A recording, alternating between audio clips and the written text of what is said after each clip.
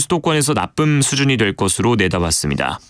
강원 영동과 경북 동해안은 건조주의보가 내려진 가운데 바람도 다소 강하게 불겠습니다. 내일은 전국이 점차 흐려져 오후에 제주도부터 비가 오겠고 밤에는 전국으로 비가 확대되겠습니다. 기상청은 모레까지 제주도와 남해안에는 최고 100mm 안팎의 많은 비가 오겠고 전남과 경남은 20에서 60mm의 비가 오겠다고 내다봤습니다. KBS 제1라디오 저녁종합뉴스 아나운서 남현종이었습니다.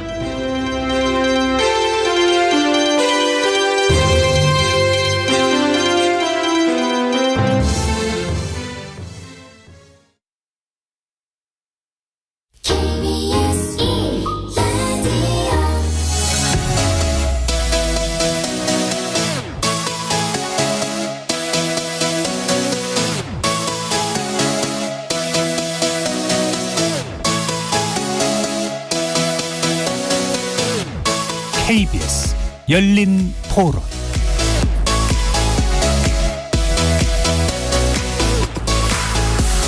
안녕하십니까. KBS 열린 토론 정준희입니다.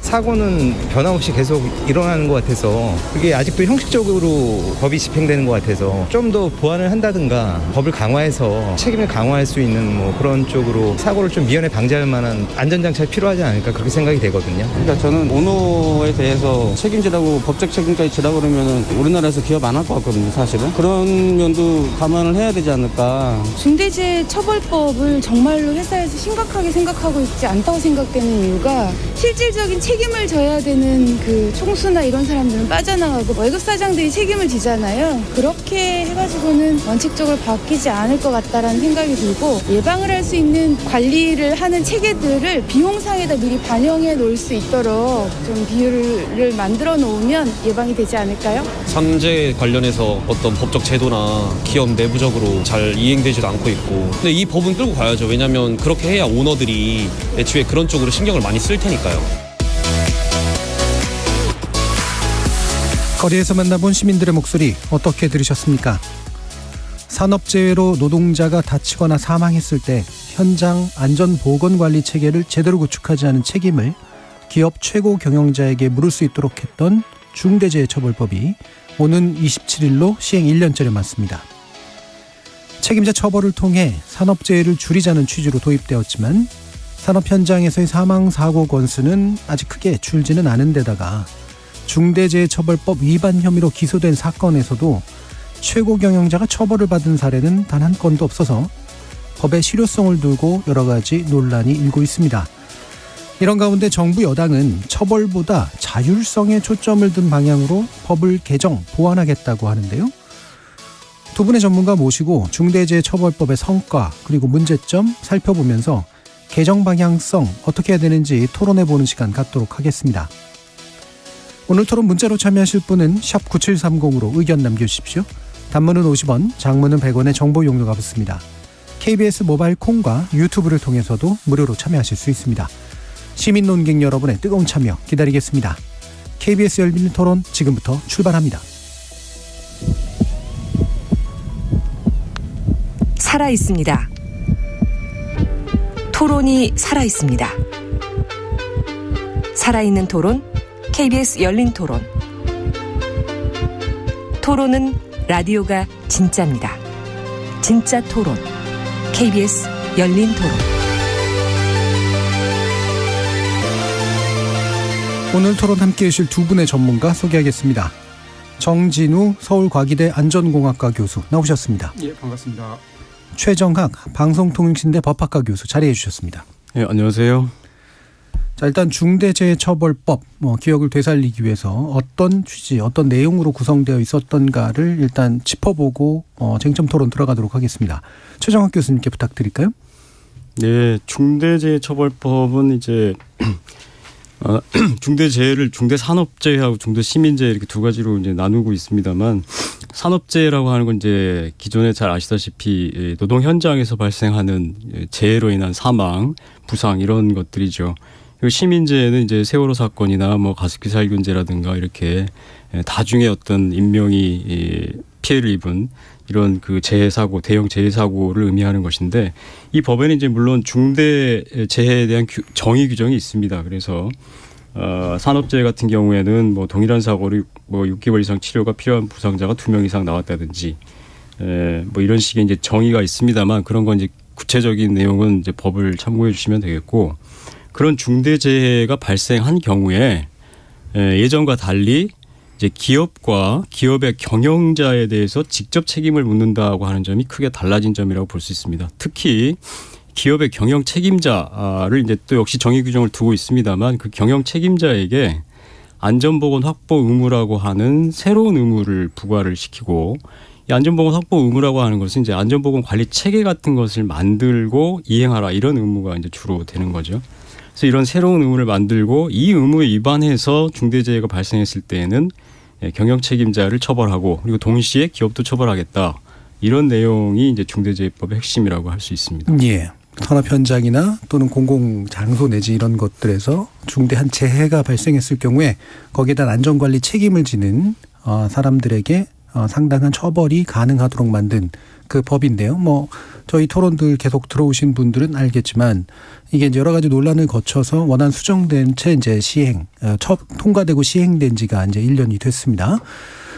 이 법의 목적 자체가 이제 산재 사망 사고를 좀 줄이는 것이 목적인데 이걸 평가하기 적합한 시간이 지났는지는 물론 잘 모르겠습니다만 관련된 내용도 한번 좀 짚어봤으면 좋겠습니다. 추정학 교수님 말씀 주시죠.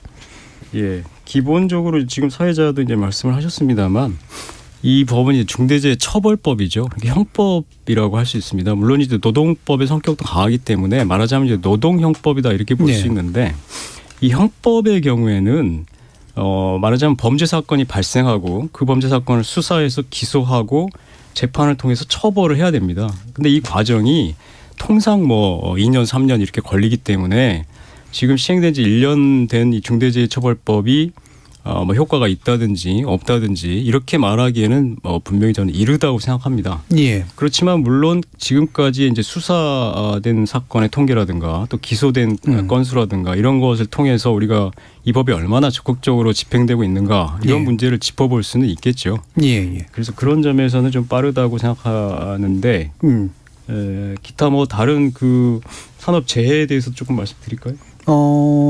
어떤 부분을 산업재해 중에서요? 그러니까 이제 올해 11월 말까지 이 노동부 발표에 의하면은 산업재해로 인한 사망이 519건 집계가 됐다고 합니다. 네, 2022년. 네, 22년에. 이것은 지금 작년보다도 아마 조금 늘어난 것으로 저는 알고 있는데 근데 이게 이제 상반기에는 그 사망 건수가 좀 줄어들었다고 하거든요. 그래서 이걸 놓고 이것이 중대재해법이 어떤 기업 현장 예방 효과가 있는 것이냐 없는 것이냐 뭐 이런 그 논란들이 조금 있었는데 저는 큰 의미가 없다고 생각합니다. 아까도 말씀드렸지만은 중대재해처벌법은 형법이고 이것이 그 형법으로서의 어떤 그 의미를 가지려면 최소한 한 2-3배의 시간은 더 필요하지 않나 지켜봐야 되지 않나 그렇게 생각합니다. 예. 그래서 평가를 위해 충분한 시간이 지나진 않았다. 다만 현재까지 이제 어떻게 적용되고 집행되어 왔는가를 짚어볼 수는 있을 것 같은데 그게 이제 일단 우리 토론을 통해서 한번 해보려고 하는데요. 그래서 그 전반적인 평가 자체는 좀 뒤로 좀 미뤄보고요. 지금 이제 고용노동부가 중대재해처벌법을 송치한 사건이 33건이고 기소 사례가 11건이라고 합니다. 아까 말씀드렸던 것처럼 이제 최고 경영자 처벌 사례가 없다라고 하는 부분인데 이게 이제 뭐 구체적으로 좀 짚어봐야 되기 때문에 이게 어떤 이유 때문에 나오는가 일단 정준우 교수님 말씀 주실까요?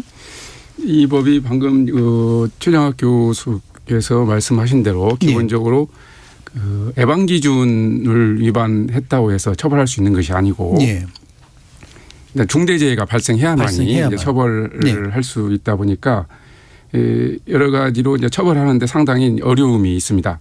먼저 안전보건 조치 의무를 위반을 해야 하는데 고의로 위반을 해야 하고 또 사망사고하고 중대재해하고 안전보건 조치 의무 위반 간에 또 상당 인과관계도 있어야 하고요. 또 중대재해 발생에 대해서 애견 가능성이 또 있어야 합니다. 그런 것들을 충족시켜야만이 이 법을 위반했다, 즉 범죄가 되기 때문에 그것을 요건을 충족시키는 것이 보통 경영 책임자에게 의무를 부과를 하고 있지 않습니까? 그 상당히 어려울 것이다. 그러니까 뭐 중소기업 정도나 처벌 할 수나 있지 웬만한 기업들은 다 빠져나갈 것이다라고 이제 생각이 됩니다. 그래서 지금 현재도 기소된 거 보면은 대부분 다 중소기업이고요. 대기업들은 아마도 처벌이 지금 현재 기소만 보더라도 기소 자체가 거의 안 되고 있고 나중에 이제 실제로 재판 과정에서 유죄 무죄가 다투어지면 아마 중소기업조차도 기소된 건조차도 무죄가 속출할 것으로 예상이 됩니다. 그러니까 대기업들이 이제 빠져나갈 구멍이 많다는 건 그만큼 책임 그 소재가 되게 복잡화되어 있기 때문에. 그러기도 하고 또 이 법이 엉성합니다. 여러 가지로. 엉성해서. 그러니까 한마디로 서류 작성을 잘하면 그러니까 업무 작성 능력이 서류 작성 능력이 있는 기업들은 기본적으로 처벌하기가 어려운 그런 구조로 그러니까 이 대기업들의 입장에서는 얼마든지 빠져나갈 수 있는 구멍이 뻥뻥 뚫려 있다라고 얘기를 할 수가 있습니다. 그러니까 이제 이게 재해가 예견 가능했어야 되고 근데 안전수칙을 고의로 위반하고 그래서 결과로 사망사고 발생했다까지 이르려면 굉장히 많은 어떤 입증이 필요한데 실질적으로 범죄적 입증이 상당히 어려울 거다라는 말씀이시죠. 그리고 또 서류 작성만 잘하면 그런 것들 다 빠져나갈 수 있는 그런 구조로 되어 있습니다. 이를테면 이제 고의가 아니다라든가 인과성이 없다라든가 이런 것들로 이제 빠져나갈 수 있는 일들이 많을 텐데 그러면 법적으로도 한번 판단해 주죠. 최정학께서는 요 과정에서 어떤 점이 법리상에 일단 기본적으로 문제가 있다고 보시는데. 그래서 지금 말씀하신 게 이제 일리가 있는 말씀입니다만은 그게 무슨 중대재해처벌법에만 고유한 문제는 저는 아니라고 생각하고요. 기업 범죄 자체가 그런 성격을 갖고 있습니다. 기업이라고 하는 집단이 하는 범죄를 입증하기가 대단히 어려운 것이고 전문적이고 특수한 영역이고 특히 대기업일수록 더 그렇죠. 대기업의 최고 경영자를 어떤 범죄로 처벌한다는 게 쉬운 일이 아닙니다. 이 검찰이 대기업의 어떤 그 법률적인 뭐 변호 능력 이런 걸 생각해 보면 우리나라 검찰과 같은 수사기관 아주 우수한 수사기관을 할지라도 범죄의 그 요건을 다 입증해낸다는 건 쉬운 일이 아닌 것이죠. 그런 점에서 이제 기본적으로 문제가 있는 것인데 그럼 그렇다고 해서 대기업이 이렇게 법을 위반했음에도 불구하고 처벌받지 않을 가능성이 높다고 해서 그 법 자체를 만들지 말자. 처벌하지 말자. 이렇게 말하는 건 말이 안 되는 거 아니겠습니까? 분명한 범죄는 범죄로 규정을 해야 되는 것이고 그것이 갖는 의미가 있는 것이고 그리고 저는 말하자면 소신 있고 능력 있는 수사관 또 수사검사들이 있을 거라고 믿습니다. 그래서 중대재해처벌법의 문제도 지금 말씀하신 대로 대기업을 수사하고 처벌하는 데 어려움이 있겠습니다만 정말 어떤 그런 자신의 어떤 소신이 있는 이런 수사관이나 이런 분들이 앞으로 있어서 이 중대재해법의 의미를 조금 밝히는데 도움을 주실 거라고 보고 그것이 꼭 필요하다고 생각합니다. 그러면 뭐 이유를 몇 가지로 이제 좀 일부러라도 나눠보면 법적으로 약간 좀 느슨해서 생기는 문제, 그다음에 대기업들이나 이런 데들이 대항력이 강해서 생기는 어떤 한계, 그다음에 수사기관들의 좀 미진함이나 또는 의지 부족이나 또는 능력 부족이나 뭐 이런 데서 생기는 문제 뭐 이런 것들이 이제 복합적으로 있을 텐데요. 또 한번 말씀 들어볼까요? 정준호 교수님. 이 법은 어쨌든 기본적으로 이제 법 자체가 태생적으로 여러 가지로 이제 내용적으로나 어떤 맥락상 체계상 많은 문제점을 가지고 있습니다. 그러니까 아까 말했던 기본적으로 형법이라는 또 굉장히 강한 형사처벌이 수반되는 법의 특성상 여러 가지로 이제 입증을 해야 하는 그런 문제도 있지만은 기본적으로 기존 안전보건관계법하고 많은 부분이 중복되고 충돌되기까지 합니다. 그러다 보니까 이 부분을 기업 입장에서 굉장히 예측하기가 어려운 거고요. 그렇다고 하면 이제 검찰 수사 당국 입장에서도 이런 것을까지를 문제 있다라고 보기는 좀 어렵겠다. 이런 것을 예측 가능성 자체가 없다 보니까 이런 것을 기업들한테 요구하는 것은 이제 무리다라고 생각을 하는 거죠. 그래서 아까 말씀대로 문서만 작성을 잘하면 이것은 법을 충분히 준수했다라고 이제 판단이 되는 거죠. 그래서 현재 법에서 보면 이게 강한 형사처벌을 수반을 하다 보니까 이 법에서 요구하고 있는 것이 엄청난 것을 요구하는 것 같지만 실제로 보면은 크게 한 3가지 정도밖에 안 됩니다. 뭐냐면 절차서 기준을 작성해라. 그다음 2번째 반기류상 점검해라. 그리고 또 3번째 사람과 조직을 갖춰라. 그 정도는 재원과 어느 정도 문서 작성 능력이 있는 웬만한 기업들은 다 충족할 수가 있거든요. 자, 그렇다 보니까 이 기업들이 아주 재원이라든지 정말 여력이 전혀 없는 기업들, 아까 말씀드린 영세 기업들은 그냥 눈만 꿈벅거리고 이행을 못 하겠지만은 웬만한 기업들은 다 한다는 거죠. 그런데 문제는 그게 형식적으로 한다는 겁니다. 예. 이게 결국 이제 보여주기식으로 그리고 산재 예방에 전혀 도움이 되지 않는 즉 안전 역량을 전혀 올리지를 못하고 단지 서류 작성하는 페이퍼 하는 데에 집중을 하고 있는 그게 현재 지금 실제로 벌어지고 있는 일이고요. 그리고 또 굉장히 많은 부작용들이 있습니다. 지금 아까 우리 추정학 교수께서 수사관들의 개인 의지에 맡긴다라고 했는데 그건 굉장히 위험한 발상이라고 봅니다. 뭐든지 시스템에 맡겨야지. 예. 지금 현재 상태에서 그 수사관들이 여기를 아까 말대로 유죄를 밝히기에는 많은 기본적으로 한계가 있기 때문에 그러다 보니까 원래의 그 고용노동부가 예방하는 그 기관 예방하는데 주력을 해야 하거든요. 그런데 지금 현재 처벌하는데 여기 너무 많은 시간을 뺏기고 너무 많은 중대 사고와 너무 많은 이 수사 역량을 거기다가 처벌하는 데 쏟다 보니까 예방하는 데의 역량이 많이 예전에 비해서 줄어들었습니다. 그래서 사망 사고가 줄지 않는 그러니까 고용노동부 인력 2.3배가 늘었습니다. 그다음에 또 준 정부기관인 산업안전공단 인원이 700명이 늘어났습니다. 최근 5년간. 그런데도 이런 상황에서 사망사고는 원래도 가만히 있어도 줄어드는 것인데 줄어드는 경향이 있는데 안 줄어들고 있다는 것은 이 원래 이렇게 많이 늘어난 인력이 처벌하는 데 집중하다 보니까 정작 보호해야 할 중소기업들 예방하고 지도하고 점검하는 그 인력을 이 예전에 비해서 많이 줄어들었다. 자, 그러면은 좀 더 일부러라도 단순화시켜서 말씀을 좀 나눠보면 좋겠는데요. 정준희 교수님의 말씀은 법리적으로 구멍이 있는 건 법리적으로 메꾸면 될 수도 있는데 이게 처벌 위주로 돼 있기 때문에 결국 구조적으로 재해를 외려 예방하지 못하는 효과가 난다. 그죠, 입증하기도 어렵다. 이쪽에 가까우신 건가요? 예. 그럼 어떻게 최정학 교수님 어떠신가요? 글쎄, 우리 종 교수님은 이제 원래 노동 쪽에 전문가시니까 저보다 아마 현장이나 이런 건 더 잘 아실 것이고 그래서 이제 그런 생각을 하시는 것 같은데. 저는 이제 형사법을 하는 사람 입장에서 볼 때 쉽게 납득이 가지가 않습니다. 그러니까 이제 중대재해법을 만든 것의 가장 큰 어떤 이론적인 의미라고 한다면은 이게 이 기존에 있는 안전법이 있거든요. 산업안전보건법이라고 하는 법이 있는데 이 법에 의해서 처벌을 하려고 하면 그 발생한 재해 결과에 대한 직접적인 행위자를 처벌하도록 돼 있습니다. 이게 사실 우리나라 모든 형사법의 기본 원리죠. 결과에 대해서 직접 원인을 준 행위자를 처벌하는 것이지 그 행위자에게 또 원인을 준 그 배우의 행위자 이렇게 찾아가지는 않거든요. 물론 이론적으로야 공범이나 간접정범 등등 해가지고 할 수 있겠습니다만은 원칙적으로 이 범죄 결과에 직접 영향을 준 행위자를 처벌하는 것이 형법의 기본 원리입니다. 사람법도 마찬가지고요. 그런데 중대재해법은 그걸 지금 뛰어넘겠다는 거거든요. 그러니까 재해 발생에 직접적인 원인을 준 행위자는 그 재해 현장에 있었던 노동자일 수도 있고 피해를 입은 노동자가 과실이 있을 수도 있습니다. 실제 그런 경우도 전 많이 있다고 알고 있습니다. 여러 가지 안전규칙을 마련해 놓고 지키라고 하는데 말로만 지키라고 하지 인력과 예산을 주지 않으면 현장에서는 지킬 수가 없죠. 그러면 그걸 지키지 않았다. 과실이다. 해서 그 사람에게 책임이 있다. 이런 결론이 나오는 겁니다. 법적으로. 이게 말이 되는 겁니까? 그러니까 그 배후에서 구조적으로 이것을 지키지 못하게 하는 어떤 체계가 있다. 이런 것을 이미 산업안전보건법에도 그런 체제에 대한 언급이 있고 그걸 이번에 중대재해처벌법은 따로 떼어내서 안전보건관리체계라고 하는 말로 새로 이제 규정을 하고 이것을 만들고 이행할 의무를 당연히 경영자에게 부과를 하고 이 의무는 당연히 경영자가 갖는 거 아니겠습니까? 이 의무를 지키지 않은 경우에 처벌을 하겠다. 이 처벌은 중요한 것은 직접 행위자의 처벌과 관계없이 이루어진다는 겁니다.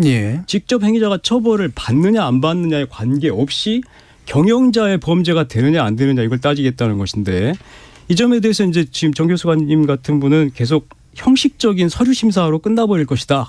이렇게 이제 얘기를 하시는데 저도 그런 경향이 있다고 이제 듣고 있습니다. 근데 바로 제가 아까 말씀드린 대로 소신 있고 능력 있는 기업 수사관이라면 실질적인 심사 수사를 해야 되겠죠. 이게 서류로만 된 것이냐 진짜로 이걸 지킨 것이냐 예를 들어서 경영방침을 세웠는데 이게 말로만 한 것이냐 진짜 노동자들하고 협의를 한 것이냐 반기일에 진짜 점검을 한 것이냐 이게 현실 가능성 적용 가능성이 있는 것이냐 이런 거를 드러내고 밝히고 이런 것들이 필요하다는 것이고요.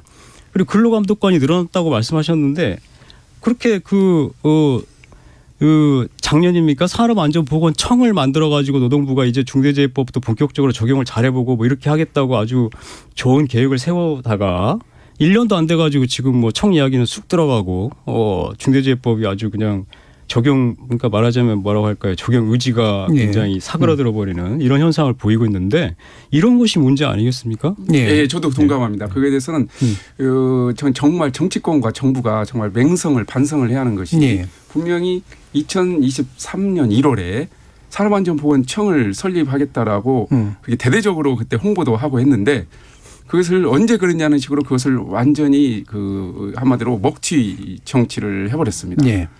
그야말로 안전 역량, 기업들의 안전 역량과 우리 행정기관의 안전 역량이 따라줘야만이 우리나라 안전보건 수준이 올라가고 재해를 예방할 수 있을 텐데 그런 정작 해야 할 것들 좀 어렵지만은 좀 시간도 많이 걸리지만은 그런 안전 역량을 인프라를 구축하는 그런 노력들을 정치권과 우리 정부가 하질 않고 이게 가장 손쉬운 방법. 그게 보여주기에 가장 좋은 이 처벌에 너무 의존하는 이런 것들이 결국 우리는 산업안전보건을 굉장히 꼬이게 만들고 현장을 오히려 망가뜨리고 있는 것 같다는 생각입니다. 뭐 이렇게 비슷하신 견해이긴 합니다만 또 약간 뉘앙스 차이가 좀 있어서요. 여기서 뭐 다 맺을 건 아니기 때문에 일단 쟁점을 정리하는 정도로 하겠습니다. 일단 법 구성에서 문제가 있을 수 있다. 그다음에 적용 과 집행 과정에서 적극성이 부족하기 때문에 생긴 문제일 수 있다. 그리고 이런 법 외의 기타의 영역에서 안전의 문제를 중심으로 뭔가 제대로 된 행정 집행을 하려고 하는 노력이 굉장히 약해지고 있다. 이 세 가지가 일단은 정리는 좀 되고 여기에 대한 약간의 찬반들은 좀 다르긴 합니다. 그럼 또 한 가지 좀 짚어봐야 될게요. 지금 상시근로자 50명 미만 사업장에는 아직 이제 적용이 안 되고 있는데. 아까 같은 경우도 이제 정진우 교수님 말씀 주신 것은 중소기업들이 주로 이제 적용받고 있고, 그리고 이게 만약에 2024년으로 이제 적용이 실제로 이루어지게 되면 작은 기업들은 그러면 상당히 좀 어려운 상태에 놓이지 않겠느냐라고 하는 논의들도 좀 있어요. 실제로 이 부분에 대한 이야기를 조금 더 나눠봤으면 좋겠는데요. 이게 이제 작은 기업들 현재 이제 중소기업들이나 이런 데서 나오는 사망 사고나 이런 것들이 좀 오히려 더 커졌다라고 하는 그런 얘기도 있던데 이걸 어떤 부분으로 제대로 문제로 봐야 되는지 한번 최정학 교수님 의견 한번 좀 들어볼까요?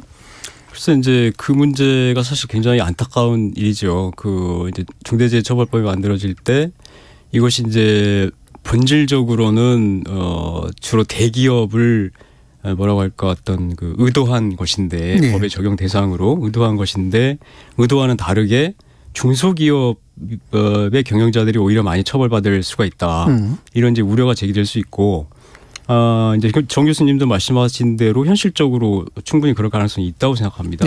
중소기업 여러 가지 이제 안전 예방 문제 같은 것을 이제 다 할 여력이 없기 때문에 근데 그런 안타까운 부분이 있습니다만은 그러나 이것은 지금 중대재해 그러니까 이제 대개 사망사고 아니 부상도 이제 포함되어 있습니다만 이것을 저희가 이제 이 결과로 얘기하는 거거든요. 그러면 노동자들은 목숨을 잃는 것인데 중소기업의 경영자들은 글쎄요 뭐 처벌을 받는다고 하면 뭐 예컨대 자유형으로 몇 년의 실형을 선고받는다 하더라도 자신의 명예와 시간과 이런 것을 잃게 되겠죠. 뭐 더 많이 잃는다면 기업도 잃을 수가 있겠죠. 근데 그것이 노동자들의 목숨하고 그럼 비교할 수 있는 것인가?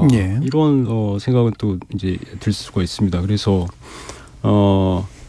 어떻게 보면 좀 불가피한 면도 없지 않아 있다. 그러니까 산업재해, 중대재해를 처벌하겠다라고 하는 어떤 입법적인 의지를 분명히 하는 순간에 다소 경영자로서는 조금 억울하다고 생각할 수 있는 중소기업의 경영자도 처벌 범위 안에 들어오는 그런 문제가 있을 수 있는데 현실적으로 또 이 재해는 중소기업에서 많이 발생하고 있기 때문에 거기를 처벌하지 않는다는 것도 합리적이지 않은 것이죠. 그래서 그런 측면이 있다는 생각이 일단은 들고 그다음 또 한 가지 꼭 말씀드리고 싶은 것은 그래서 이 중대재해법에 원청에 대한 책임 규정을 집어넣어놨죠. 그래서 우리나라처럼 특히 원하청 관계가 복잡한 이런 구조에서 원청 기업이 대기업이 하청 업체들을 이용해서 이렇게 위험 비용까지 떠넘기는 식의 이런 위험의 외주화라고 하는 이런 구조화된 이 불합리가 많기 때문에 그것을 해결하기 위해서는 원청이 책임을 지도록 하는 것이 반드시 필요하다.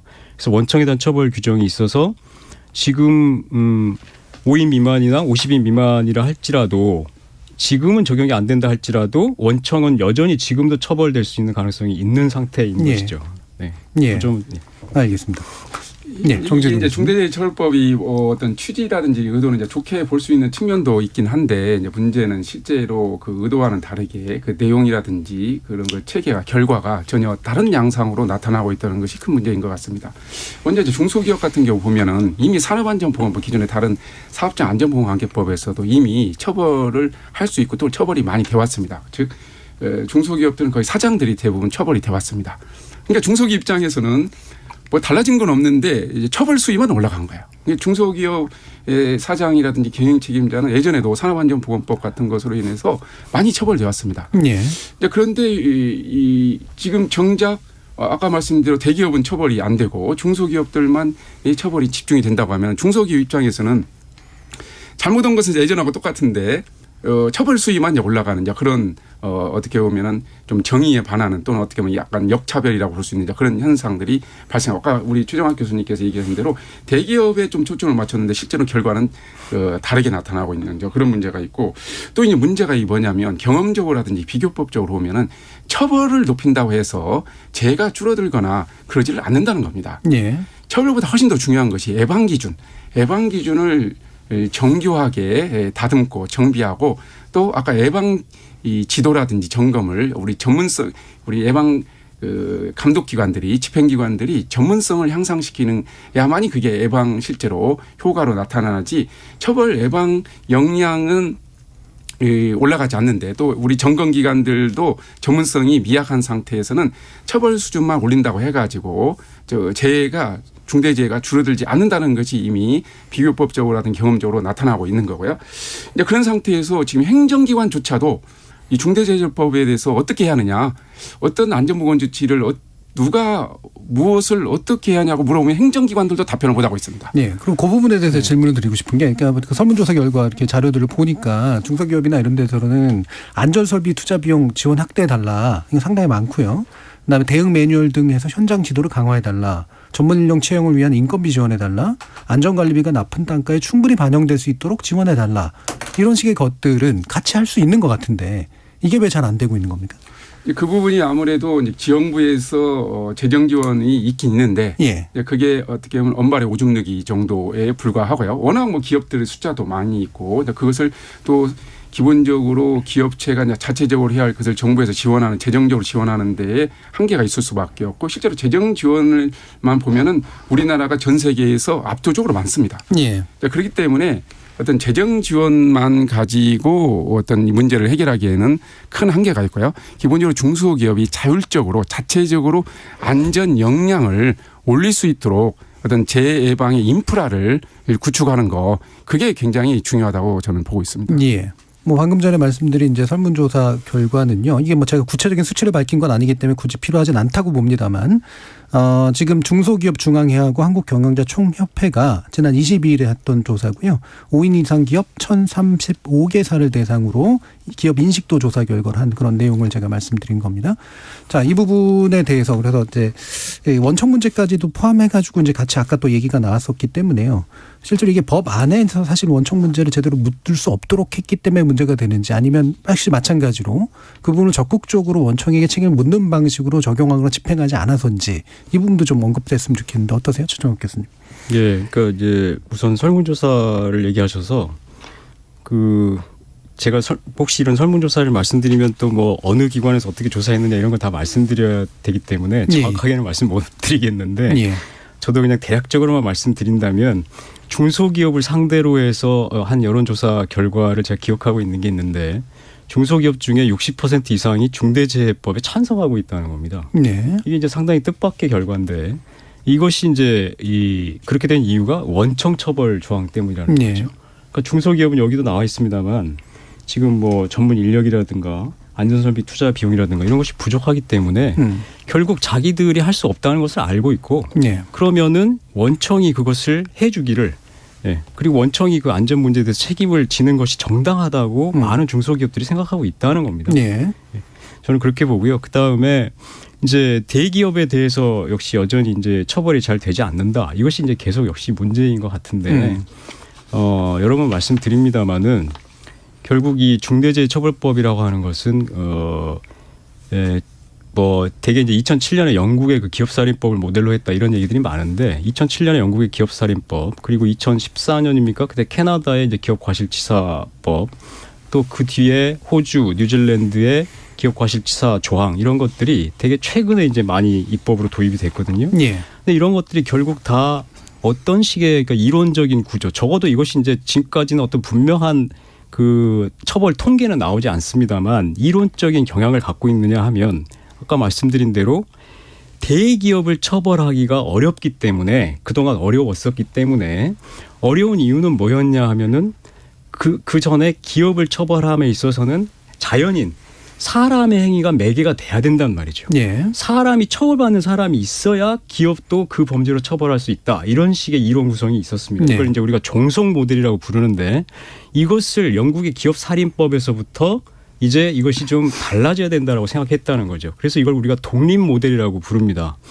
기업 자체가 갖고 있는 그 사람과 관계없이 기업 자체가 갖고 있는 어떤 위법 요소가 있다면은 그것만 가지고 그냥 기업을 처벌할 수 있다. 이렇게 이제 본 거거든요. 예. 이 점이 이론적으로 이제 한 단계 변화한 것이고 우리나라의 중대재해법은 이렇게 말씀드리면 이제 어떨지 모르겠습니다만 우리나라의 현실에 맞게 이 독립 모델의 이론을 적용한 거라고 볼 수 있습니다. 그래서 예. 우리는 법인을 처벌하지 않는 그 대륙법계 전통을 강고하게 갖고 있는 나라이기 때문에 지금 영국에서와 같이 기업을 독자적으로 처벌하는 식의 법 규정을 만들 수가 없습니다. 그래서 그러면 기업 자체가 갖고 있는 위법 요소로 기업을 그냥 바로 처벌하는 것을 말하자면 경영자가 기업을 대표해서 예, 어떤 예. 기업의 의무를 수행하는 것으로 하고 그 경영자를 곧바로 처벌한다. 구체적인 행위자에 대한 처벌 여부에 관계없이 예. 이런 식의 아이디어를 법으로 만들어 본 것이죠. 중대재해법이. 예.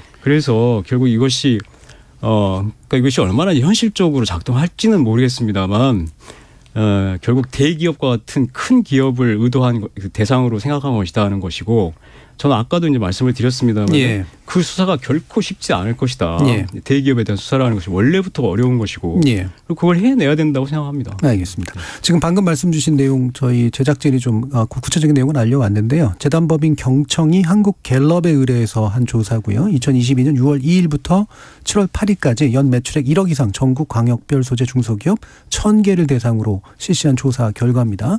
그러니까 중소기업의 실제로 79.4%가 중대재해처벌법에 찬성한다라고 답을 했고요. 그 이유가 바로 이제 하도급 업체 등의 책임을 떠넘기는 행위를 방지하기 위함이다라는 아까 그 취지의 말씀이 그대로 좀 담겨져 있습니다. 예, 저 그거 관련해서 말씀드리면 그것은 그 내용을 설문조사 내용을 보면은 중소기업들이 중대재해처벌법 거기에 대해서 찬성했다기보다는 납품 단가 후려치기라든지 그런 일반적인 우리 원청의 갑질 그런 것으로 이해를 해서 네, 제가 지금 전달드린 말씀도 그겁니다. 그래서 중대재해처벌법 전반에 대한 찬성이라기보다는 원청에 대해서 책임을 물어달라라고 하는 취지로. 그리고 실제로 이게 원청을 가지고 아까 중소기업의 문제를 원청을 가지고 해결을 대신하는 것은 불가능합니다. 그것은 어디까지나 원청은 실제로 원청 하청과 관계 있는 그 기업은 중소기업 중에서도 이렇게 많지가 않고요.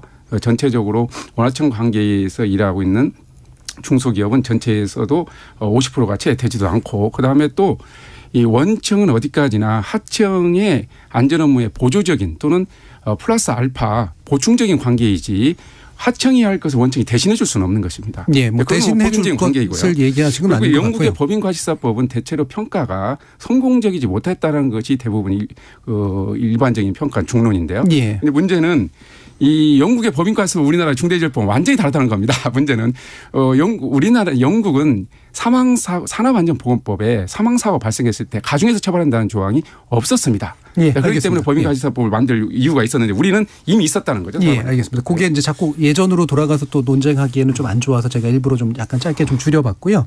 1부 마치기 전에 사실 이 부분은 좀 짚어봐야 되기 때문에 2부에서 또 논의할 것들이 좀 있어서요. 요거는 간단히 좀 짚고 넘어갔으면 좋겠는데 지금 정부가 그래서 기존의 경영자 처벌 중심보다는 노사 간 자율 그리고 사전 예방을 강조하겠다라고 이제 천명했습니다.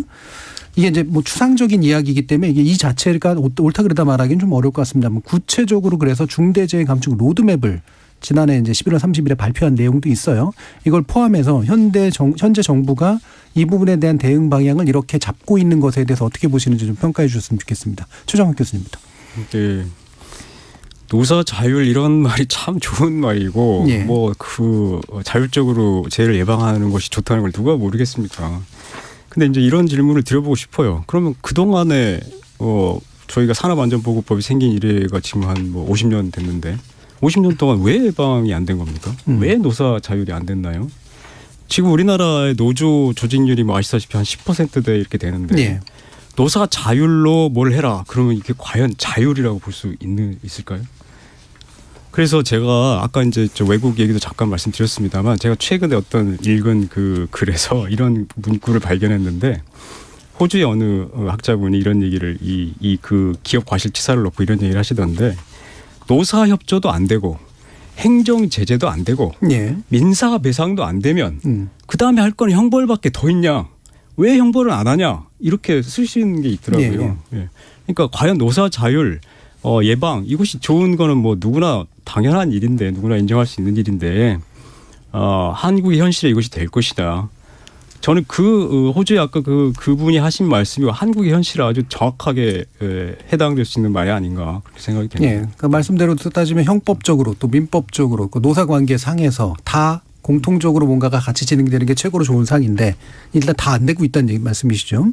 형벌은 제대로 해본 적이 없는 거죠. 다른 예. 건 다 해봤지만. 자, 정진우 교수님은? 우리 뭐 형벌은 많이 집행이 되었고요. 다만 이제 그게 어떤 우리 그 강한 처벌, 사람마다 이제 평가는 다 다르지만 강한 형사처벌이 안 됐다 뿐이지 사법 처리의 율은 기소율은 우리나라가 압도적으로 많이 있는 상태고 단지 이제 벌금형이 많았다는 것이 아마 좀 체감이 좀 떨어진다라고 생각이 드는데 근데 여기에서 이 정부가 주장하는 그 자기 규제, 자기 규율이죠, 자기 규율. 예. 그게 이제 개념이 사람마다 이제 많이 다른 것 같습니다.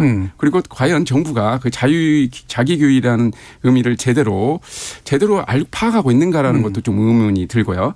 원래 이 자기 규제라는 것은 법적 기준, 명령 통제 기준하고 상호 보완 관계이지 네네. 상호 대체 관계로 이해를 하면 예. 이것은 규제 완화가 되고 규제 폐지가 되는 셈이거든요. 그래서 이 자기 규제 정확하게 얘기하면은 자율 관리라는 개념부터 정확하게 우리가 이해를 할 필요가 있는데 과연 정부가 그런 거에 대해서 제대로 이 파악을 하고 지금 어떤 앞으로 정책을 펼쳐나가는 데에 대해서는 좀 많은 의구심이 들고 있는 상태입니다. 예. 그래서 먼저 이 자율 규제는 결코 명령 통제 기준, 즉 법적 강제 기준하고 상호 보완 관계이지 상호 대체 관계가 아니라는 점을 예. 정부가 그런 걸 분명히 해 놓지 않으면은 상당 부분 혼란과 많은 오해가 생길 것 같습니다. 예. 그래서 외적 규제와 내적 규제가 사실은 상보적으로 존재해야 되는데 그렇죠. 마치 예. 대립적인 것처럼 얘기하는 그런 경향이 좀 있는 것 같다. 구체화했으면 좋겠다라는 그런 말씀까지 들어봤습니다. 자, 1부에서 지금까지 이제 중대재해처벌법에 관련된 이야기 또는 맹점 그리고 현재 정부 정책 방향에 다 간단히 좀 평가를 해봤고요. 청취자 여러분들이 보내주신 문자 또 들어보고 2부로 이어가도록 하겠습니다. 정희진 문자캐스터. 네, 지금까지 여러분이 보내주신 문자들 소개합니다. 유튜브 청취자 김재희 씨님. 장치산업 현장 책임자로 일하는 근로자입니다. 현장에서 보기에 중대재해처벌법 효과 있습니다. 법 실시 이후 회사에서 안전사고 발생 가능성이 있는 설비에 대해 보완, 강화 조치를 실시한 데다 현장 근로자의 개선 의견을 적극적으로 반영해 운영하고 있습니다. 송순정님, 법으로 정해둔 안전관리 기준을 잘 준수해 사고가 없으면 처벌 따위 겁낼 필요가 없는 거 아닌가요? 중대재해처벌법 내용탕만 하지 말고 기본부터 지키려는 노력을 먼저 해야죠. 근로자를 위해서 만든 법을 잘 지키도록 유도하되 어기면 처벌해야 더 많은 사고 예방할 수 있다고 봅니다. 0127님, 산재사고 발생할 때마다 매출액의 1%씩 안전관리 비용으로 집행하게끔 하는 게 현실적이지 않을까요? 기업이 최우선시하는 건 이익이니까요. 처벌보다 효과가 있지 않을까 생각됩니다. 9944님, 현직 안전관리자입니다. 근로자 인식 향상에도 힘을 기울여야 합니다. 책임이 너무 무거워 안전관리 자격증이 있어도 숨기는 사례가 적지 않습니다. 처벌도 중요하지만 예방 지원에 더 힘을 쏟아야 한다고 봅니다. 2890님, 근로자 18명과 함께 일하는 저의 경우엔 만약 제가 처벌받아 구속된다면 남아있는 근로자들은 모두 실업자가 됩니다. 중소기업의 경우 중대재해처벌법 적용을 고민해 주셨으면 합니다라고 보내주셨고요. 곽선옥님, 근로자의 생명과 기업의 이익, 다시 말해 생명과 돈 둘 중에 무엇이 중요한지 안다면 고민할 문제가 아닙니다라고 보내주셨네요. 네, KBS 열린 토론. 이 시간은 영상으로도 생중계하고 있습니다. 유튜브에 들어가셔서 KBS 1라디오 또는 KBS 열린 토론을 검색하시면 지금 바로 토론하는 모습 보실 수 있습니다. 방송을 듣고 계신 여러분이 시민 노객입니다. 계속해서 청취자 여러분들의 날카로운 시선과 의견 보내주세요. 지금까지 문자캐스터 정의진이었습니다. 토론이 세상을 바꿀 수는 없습니다. 하지만 토론 없이 바꿀 수 있는 세상은 어디에도 없습니다.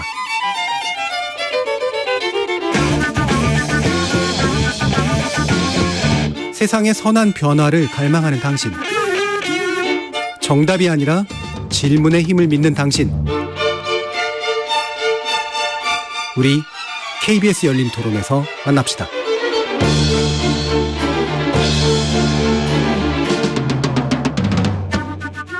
KBS 열린 토론 중대재해처벌법 시행 1년 어떻게 방향을 잡아야 될까라는 주제로 최정학 방송통신대 법학과 교수, 정진우 서울과기대 안전공학과 교수 이렇게 두 분의 전문가와 함께하고 있습니다. 자, 1부에서 이 법 시행 1년의 성과 그리고 만약에 보완하려면 어떤 것들이 필요한가라는 이야기를 좀 나눠봤는데요. 자, 일단 전화 인터뷰를 통해서 또 경영계와 노동계 입장을 들어보고 가는 시간 마련했습니다. 먼저 이무택 경총안전보건본부 본부장 연결되어 있습니다. 안녕하세요.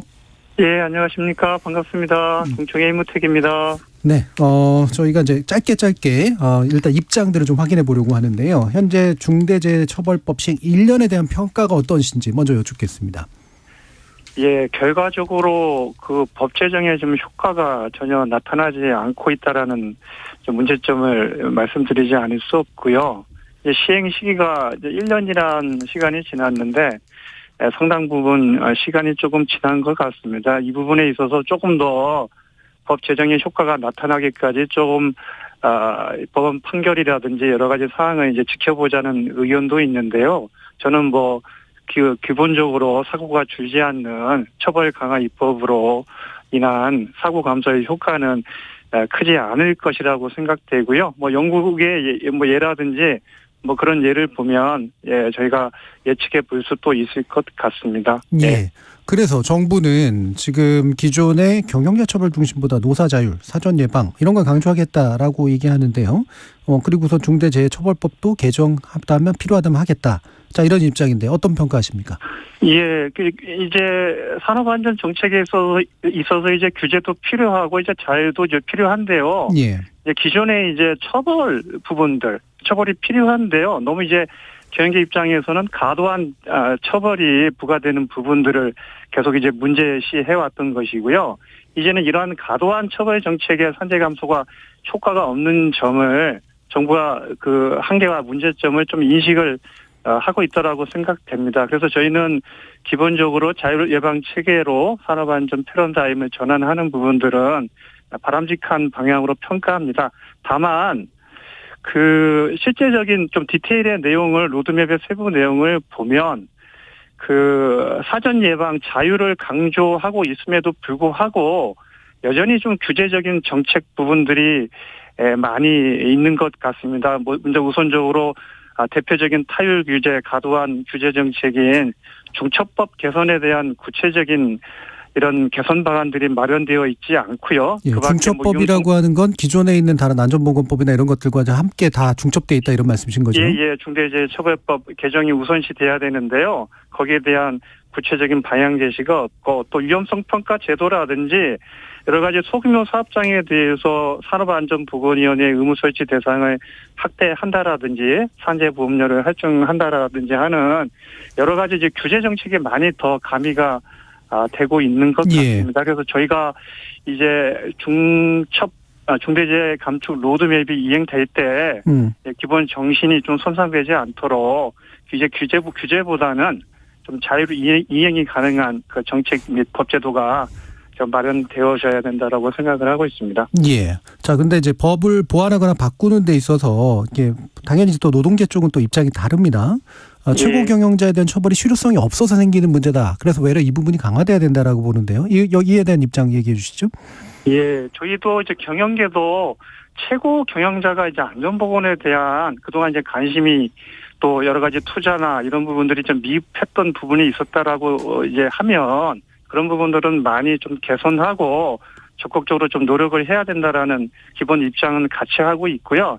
다만 이 부분들을 처벌 강제를 통해서 이제 그 산재 예방을 이행한다라는 측면에 있어서는 좀 바람직하지 않다라고 보고 있는 것이고요. 이게 지금 구체적으로 보면 글로벌 스탠다드에 비춰서 이제 경영 책임자를 처벌하는 특별법을 만들어서 형사처벌하는 사례는 전 세계적으로 거의 유례가 없는 것으로 좀 알고 있고요. 대부분의 나라들이 산안법을 기본 체계로 해서 산재 예방 정책을 추진하고 있고 처벌 수준도 우리에 비해서 현저히 낮은 수준임을 좀 감안해야 할 것이고요. 한 가지 더 말씀드리면 그 ISO 45001이라든지 안전보건 관리 체계와 관련된 국제 표준에 보면 이제 안전보건 관리 체계가 성공하려고 한다면 사업자의 책임과 리더십뿐만 아니라 사업장 모든 계층과 부서의 참여가 중요하다는 점을 강조하고 있습니다. 그래서 노동계가 너무 최고 경영자 처벌만 강화하는 주장을 하는 부분들은 뭐 현재 전혀 산재 감소에 도움이 되지 않고 소모적인 사회 갈등만 초래할 것으로 우려되는 상황입니다. 예, 그래서 마지막으로 중대재해처벌법 등을 포항해서 경영계 입장에서 과연 우리가 현업현장의 안전을 확보해서 뭐가 필요한 거냐 강조하고 싶으신 내용 말씀 주시죠. 예. 저희는 가장 먼저는 그 하루속히 좀 중처법이 좀 개정되기를 희망하고요. 아까 이제 법률 체계 중처법이라든지 기존 산안법 체계의 혼선이라든지 여러 가지 문제점들이 많이 있습니다. 그래서 저희는 산안법으로 단일화하여 규율을 하는 것이 국제 기준에도 부합하고 산재 예방 그 측면에 있어서도 효과적이라고 좀 생각을 하고 있습니다. 그다음에 이제 중처법의 여러 가지 불명확한 규정들 경영 책임자를 처벌하고 한다고 하더라도 처벌 요건을 좀 명확히 하는 것들이 필요하고요. 제가 이제 한 두 가지만 더 말씀드리겠는데 한 가지는 이제 그 내후년에 이제 내년이죠. 내년에 이제 중소규모 사업장에 대한 이제 중처법 적용이 되어지는데요. 중소규모 사업장에 대한 좀 획기적인 지원책 마련들이 필요하고요. 마지막으로 좀 강조하고 싶은 부분들은 너무 이제 처벌에만 이제 매몰된 이제 법률 부분들만 논의가 되고 있는데 좀 예방과 관련된 기본법이 좀 마련되어져야 되는 게 아닌가 그렇게 생각하고 있습니다. 가령 저희가 지금 계속 주장하고 있는 부분들은 우리나라 산업 안전의 저 인프라를 육성하고 활성화한다라는 측면에 있어서 산업 안전 기반 조성 및 육성 지원에 관한 이런 법률들을 좀 마련해서 범부처적으로 지원에 대한 법적 근거를 좀 마련하고 우리나라 안전 전문 인력의 양성과 교육 훈련 확산 또 전반적인 스마트 안전기술 개발이라든지 중소기업의 지원에 관련된 그 안전 인프라 확충을 하는 종합적인 대책 마련이 필요하다고 생각합니다. 알겠습니다. 지금까지 이무택 경총 안전본부 보건본부 본부장과 말씀 나눠봤습니다. 감사합니다. 예, 감사합니다. 자, 이어서 노동계 입장 들어볼 텐데요. 최명선 민주노총 노동안전보건실장 연결해서 들어보겠습니다. 안녕하세요. 네, 안녕하세요. 자, 마찬가지로 이제 비슷한 질문들을 던지겠습니다. 사실은 중대재해처벌법 노동계 입장에서 어렵게 통과된 건데 여기에서 아쉬움도 있으셨겠습니다만 전반적으로 이제 지금 평가를 일단 좀 해주신다면 어떻습니까? 사실 이제 중대재해처벌법이 시행 1년이 됐지만 앞서 이제 말씀하셨던 것처럼 기소나 이 건으로 재판 처벌을 받은 사업장이 아직 안 나오고 있는 상태입니다. 굉장히 이제 수사나 뭐 장기화되고 있고 뭐 이런 상황인데요. 그래서 지금 저희가 법이 이미 시행됐는데 그 시행에 대한 결과 내지는 이게 효용성이 있냐 이거를 평가할 수 있는 시점인가 오히려 그 제대로 처벌받는 사업장이 안 나온 상태이기 때문에 거기에 대한 평가를 하기는 굉장히 이르다고 생각이 들고요. 단지 이제 법을 제정하고 나서 시행되기까지 이제 뭐 일부 기업들이 뭐 투자도 확대하고 인력도 좀 증원하고 그래서 저 현장의 안전 조치가 조금 강화되는 추세였는데 지금 6월 달까지 그래서 작년 6월 달까지는 조금 감소 추세였거든요. 예. 근데 7월 달부터 이제 계속 증가를 했어요. 그것을 보면 이제 뭐 윤석열 대통령부터 뭐 기재부 등등 노동부 해서 여러 가지 법을 이제 개정하겠다. 그리고 그것이 되게 법을 축소하는 방향으로 지금 계속 메시지를 줬기 때문에 사실은 그런 점에서 법 시행이 1년이 되어가고 있는데도 현장에서는 이 법이 계속 유지되는 법이 아니고 조만간 이제 축소될 것이다라는 것 때문에 사실 현장의 예방 조치도 굉장히 후퇴하고 있고 거기에 이제 문제점이 있다고 생각하고 있습니다. 예, 그러니까 결국은 이제 정부가 바뀌었으니까 이 법은 쓸모없어질 거 아니냐라는 그런 이상한 기대가 현장에 있다 이런 의견이신 것 같은데 당연히 그러면 정부가 지금 노사 자율이라든가 사전 예방 위주로 개정하겠다라고 하는 입장에 대해서 부정적이실 것 같은데 한번 평가해 주시죠. 그러니까 지금 이제 그동안 뭐 앞서 경총에서도 말씀하셨지만 처벌보다 예방이 중요하다 이런 얘기를 계속 하셨는데요. 사실은 그러면 예방을 위해서 무엇을 좀 제도 개선하자. 그럼 이제 그 경영계들은 계속 반대해 왔어요.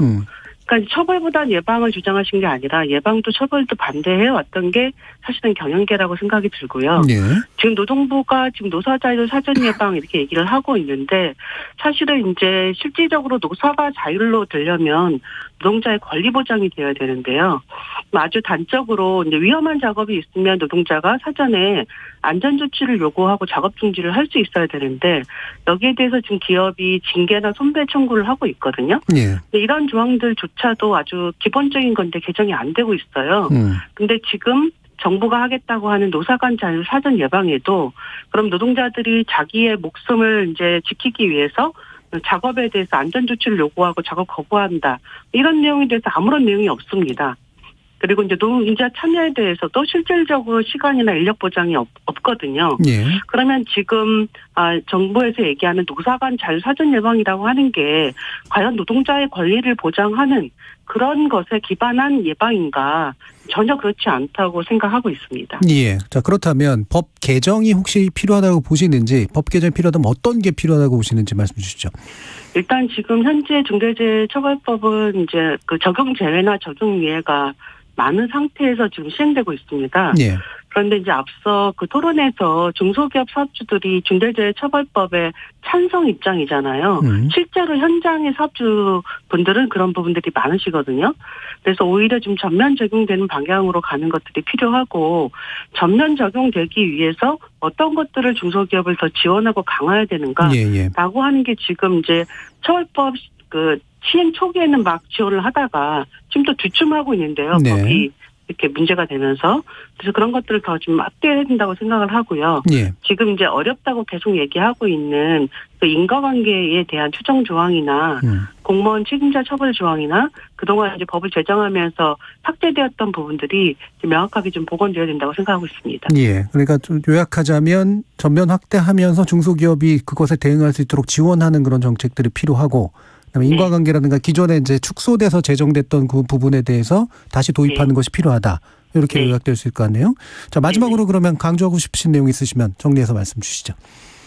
지금 이제 중대재해처벌법은 제대로 좀 적용 시행돼야 됩니다. 이제 앞서 토론에서 예를 들면 이제 중소기업 사업주들은 이미 사업주들은 처벌받아 왔다라든지 지금 이제 노동부 감독이 그 이제 예방보다 처벌에 많이 인력이 배정되고 있다든지 이런 것은 전혀 팩트가 아니거든요.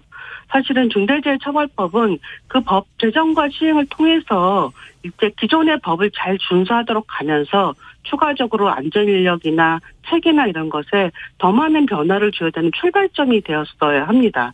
그런데 시행도 않은 상태에서 지금 법의 무용론을 경영계나 보수 여론이 너무나 이제 그 여론을 형성하고 있어가지고 마치 현장에는 전혀 이제 이 법에 대해서 이 법이 들어오고 나서 경영 책임자가 관심을 가지게 되었다.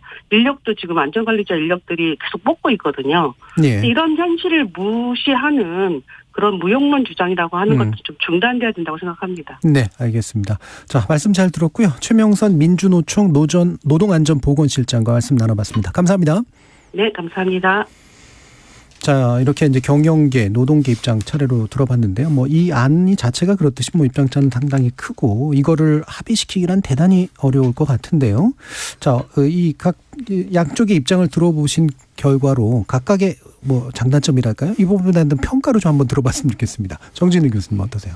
먼저 예방의 그 실효성을 높여야만이 어떤 중대 재해 감소 효과를 거둘 수가 있지. 예. 이 어떤 예방 기준을 실효성 있게 정비하거나 그다음에 정교하게 다듬는 그런 노력을 생략한 채 가장 손쉽다고 해서 엄벌에만 의존하게 되면 그것은 반짝 효과는 있을 수 있지만, 그러니까 한마디로 공포 분위기는 조성할 수 있지만 군기 잡는 효과는 있겠지만은 산재 예방의 효과는 거두기가 어렵답니다. 오히려 지금 현장 아까 우리 최명선 실장님이 예방 기업들이 안전에 대해서 많이 투자하고 있는 모습을 보이고 있다고 하는데 그 투자가 과연 안전 역량 향상으로 이어지고 있느냐에 대해서는 저는 심히 의문을 품고 있습니다. 예. 실제로 중소기업에 있는 안전관리자, 가장 취약한 중소기업 안전관리자들이 지금 대기업으로 다 쓰나미처럼 빠져나가고 있습니다. 예. 가장 어떻게 보면 안전 역량에 집중을 해야 할 중소기업들이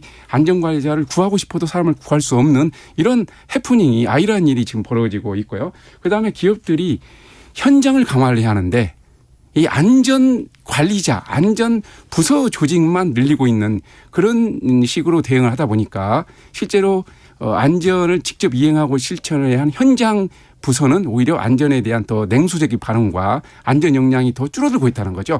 그런 부작용을 좀 반드시 볼 필요가 있다라고 생각되는데 그런 것을 보지 못한 채 단지 외형적인 것만 보고 이 법이 어떤 효과가 있을 수 있다라고 생각하는 것은 큰 오해이지 않는가 싶은 생각이 듭니다. 그다음에 7월부터 6월까지 좀 줄었죠. 22% 정도 줄었는데 7월부터 증가했는데 이게 정권이 바뀌었다라고 하는 그것도 뭐 없지 않아 있겠지만 저는 주되는 것은 중대재해처벌법 이후로 많은 기업들이 위험 작업을 아예 중지를 했습니다.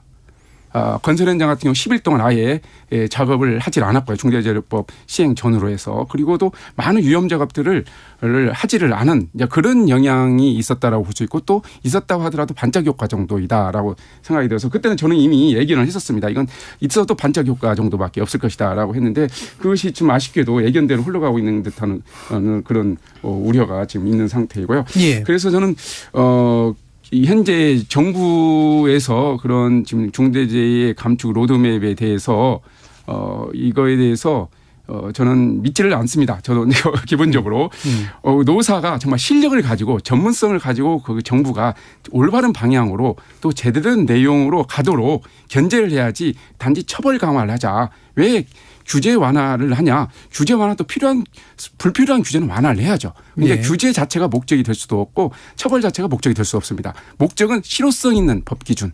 그다음에 예방 효과를 거둘 수 있는 법 기준이 우리가 목적이 돼야 한다는 거죠. 예. 그래서 그런 방향으로 정부가 가도록 견제하고 또 그런 거에 대해서 좀 촉구 모니터링을 면밀히 하는 것이 더 효과가 있지 않을까 싶습니다. 예. 최정학 교수님도 평가해 주시죠. 예. 뭐 종합적으로 좀 말씀을 드리고 싶은데 이제 원론적인 얘기부터 좀 드리고 싶습니다. 이게 제가 아까도 이제 중대재해처벌법은 형법이다 이런 말씀을 드렸는데 형법은 이제 형벌을 포함하는 법이죠. 근데 형벌이라고 할 때 이 형벌은 기본적으로 책임과 예방이라는 두 가지 의미를 갖습니다. 형벌이라고 하는 것은 형벌의 상한은 책임에 의해서 한정이 되겠습니다만 그 하한은 예방에 의해서 정해지는 거거든요. 그러니까 말하자면 최소한의 형벌을 주지 않으면 범죄 예방 효과가 있을 수가 없는 겁니다. 예. 어떤 잘못을 했는데 최소한의 형벌도 주지 않으면 누가 그 잘못을 안 하려고 주의할 필요가 없잖아요.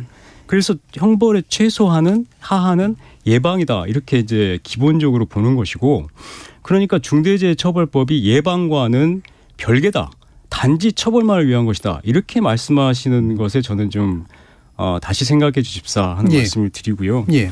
그리고 잘 아시다시피 이 중대재해처벌법이 과도한 처벌이다, 과잉이다 이런 말씀을 많이 하시는데 그래서 노사 자율로 예방으로 돌아가자 이렇게 하시는데 아시다시피 중대재해법이 적용되기 이전에 우리나라의 그 산업법 처벌 수준이라고 하는 것이 평균 법인에 대한 벌금액이 한 400만 원 뭐 이렇게 됐었습니다.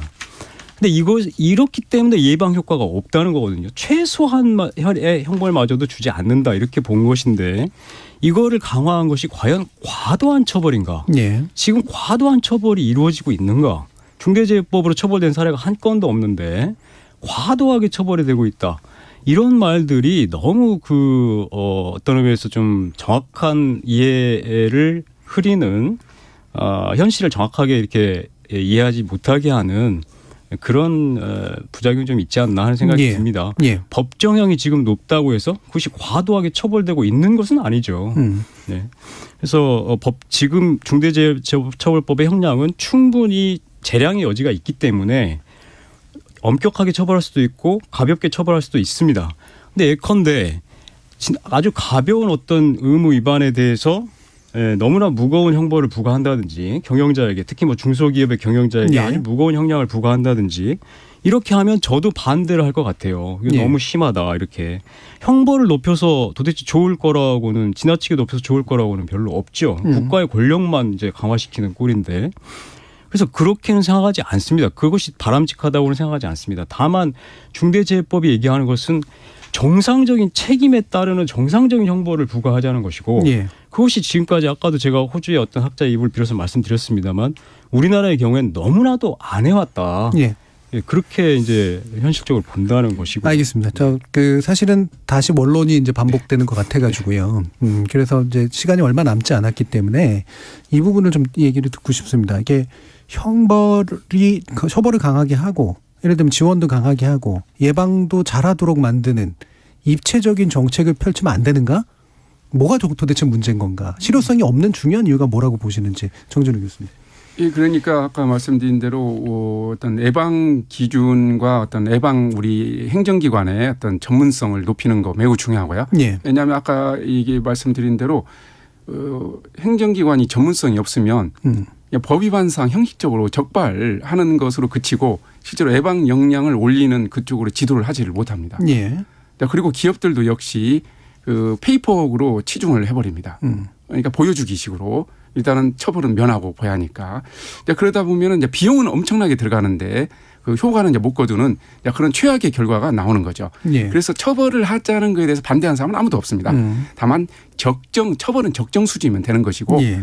더 우리가 집중을 해야 할 것은 누가 무엇을 어떻게 하는지에 대해서 명확하게 그리고 아주 정교하게 기준을 만들고 그러면은 그랬을 때 안 지켰을 때에는 강하게 처벌할 수가 있습니다. 예. 여론이 강하게 또 처벌하자는 여론이 자연스럽게 형성이 됩니다. 그런데 누가 무엇을 어떻게 하는지를 알 수가 없게 정해져 있다라고 하면은 대개는 많은 기업들 스스로도 재수없이 걸렸다라고 생각을 하고 여론들도 야 저것은 저런 기업은 처벌하는 건 좀 무리가 있겠다라고 생각을 하는 거예요. 판사들도 재판관들도 사람입니다. 예. 그러면 자기가 봤을 때도 역지사지로 봤을 때도 나도 저런 상황이었으면 나도 못 지켰겠다라고 생각이 되면 강한 처벌을 하지 못하고 아무리 법정형이 예. 높다 하더라도 처벌을 못하는 거거든요. 그래서 스스로 죄책감을 느끼게끔 내가 정말 이걸 못했다라는 것을 죄책감을 느끼게끔 하려면 바로 예방 기준을 정교하고 실효성 있게 정비하는 것이 매우 중요하고 예. 그다음 행정기관의 전문성이 그래서 아까 산재예방 산업안전보건청 예. 그런 것들 인프라를 구축하는 것이 매우 중요합니다. 근데 이게 시간이 걸리고 좀 표가 안 난다고 해가지고 그것을 유야무야시키고 아예 슬그머니 예. 발을 빼버리는 그런 거에 대해서는 정치권과 정부에 대해서 정말 책임을 묻고 싶습니다. 예. 최정학 교수님. 예, 이제 종 교수님 말씀을 들어보니까 상당히 이제 좀 뭐 이렇게 합의할 수 있는 부분이 있는 것 같은데요. 예. 중대재해법이 분명히 무리한 처벌을 하자는 얘기가 아닙니다. 정당한 처벌을 하자는 것이고 적정한 처벌을 하자는 것이고 지금까지 너무나 이 분야에 대해서 처벌이 안 이루어져 왔다는 것이고 저는 형법학자입니다만 형법의 역할이 이제 정말 현대 사회에서 형법이 필요한 부분이 있다면 이런 그 기업의 범죄, 특히 대기업의 범죄 이런 것이라고 생각합니다. 그래서 이런 쪽으로 조금 이제 형벌의 이동에 가야 된다 이렇게 이제 보는 것이고 그리고 안전 문제에 대해서는 이제 제가 뭐 자세히는 모릅니다만 그러니까 중대재해법도 처벌만을 의미하는 것이 아니라 처벌이 하나의 필수적인 부분이 돼야 된다고 말씀드리는 것이고 그와 함께 당연히 처벌은 예방이라든가 또 뭐 시설 지원이라든가 이런 것을 전제로 하는 것이죠. 그러니까 그런 것이 같이 가야 된다는 것이고 그런 의미에서 중대재해법에도 원청 처벌 조항 그리고 정부의 지원, 기업 지원 같은 조항들이 지금 들어가 있죠. 예. 그러니까 그런 것들이 좀 실효성 있게 이루어질 수 있도록 해야 한다는 생각이 들고 그리고 이제 아까 그 기준에 관련해서 말씀을 하셨기 때문에 그 말씀만 드리고 마치겠습니다. 이게 처음에 법을 만들 때 모든 기준을 완벽하게 제시하라 이런 건 무리한 요구거든요. 중대재해가 발생했을 때 이런 경우에는 이만큼 처벌하고 뭐 이 의무는 정확하게 이런 것이고 이런 걸 완벽하게 제시해라 이렇게 얘기할 수는 없습니다. 이것이 집행이 되고 적용이 되고 이러면서 구체적으로 판단이 되고 아까 말씀하신 대로 판사가 보고 이 정도는 무리다 그럼 처벌을 못하는 것이고 또 이 정도는 처벌해야 되겠다고 하면 그 정도의 판례가 생기는 것이고 또 수사의 관행이 생기는 것이고 이렇게 되는 거죠. 그러니까 이런 역할을 앞으로 중대재해법이 잘 해갈 수 있도록 수사라든가 이런 것을 적극적으로 지금보다는 조금 더 적극적으로 해갈 필요가 있다고 생각합니다. 지금 기소가 너무 안 되고 있기 때문에 그래서 조금 이 법이 제대로 그 자신의 취지를 살릴 수 있도록 좀 특히 이제 뭐 수사기관이 많이 노력해야 되겠습니다만은 모든 사람들이 좀 관심을 가져주셨으면 하고 바랍니다. 지금 최정학 교수님은 이게 좀 더 시간을 두면서 이제 판례를 통해서 또 그러니까 관행을 통해 가지고 이제 확정되어가는 방향으로 갔으면 좋겠다는 말씀 주셨는데.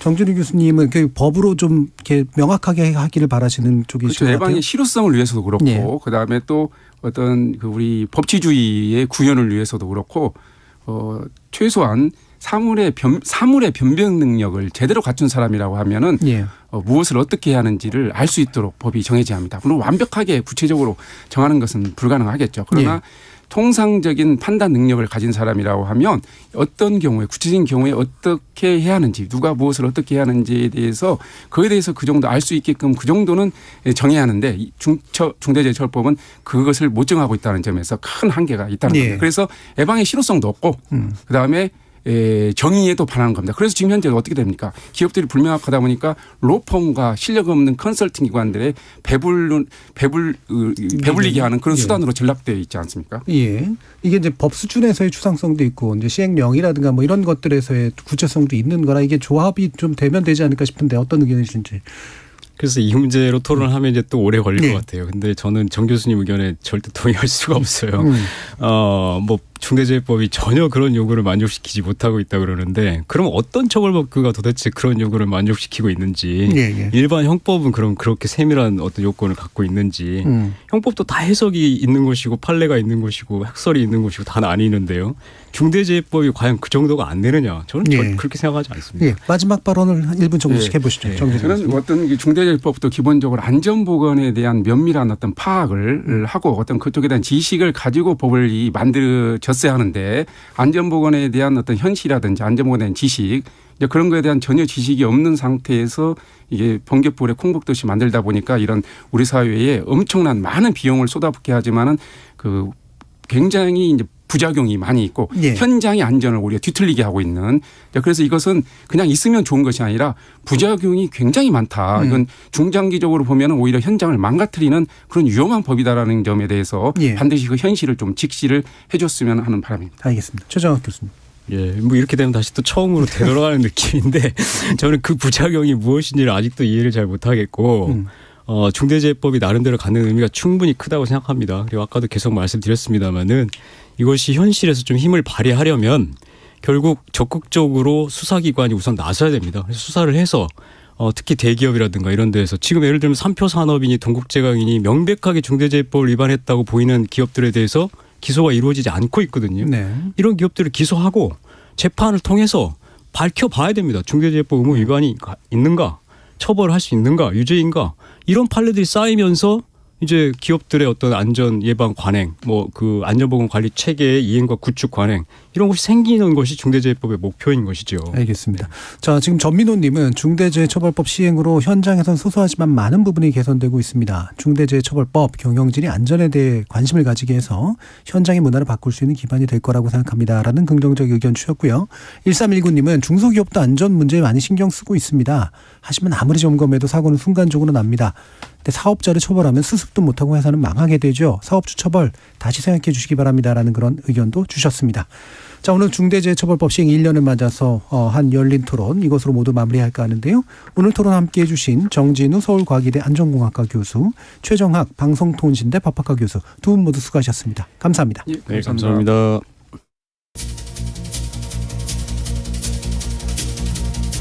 중대재해처벌법은 잘못에 대한 응보도 중요하지만 또 산업 현장의 재해를 줄이고 예방장치를 강화하는 효과를 기대하게 합니다. 자, 그런데 관련된 토론하다 보면 늘 이런 의문이 찾아드는데요. 정말 사람의 목숨을 그리고 안전을 최우선으로 두는 게 이해 당사자들이 공동으로 추구하는 목표일까? 아니면 어떻게든 책임을 피하고 비용 부담을 높이지 않도록 무마하고 싶은 걸까? 법적 수단의 실효성을 살피면서도 이런 목표의 동일성을 진심으로 확인하고 싶어집니다. 참여해주신 시민 논객 여러분 감사합니다. 지금까지 KBS 열린 토론 정준이었습니다.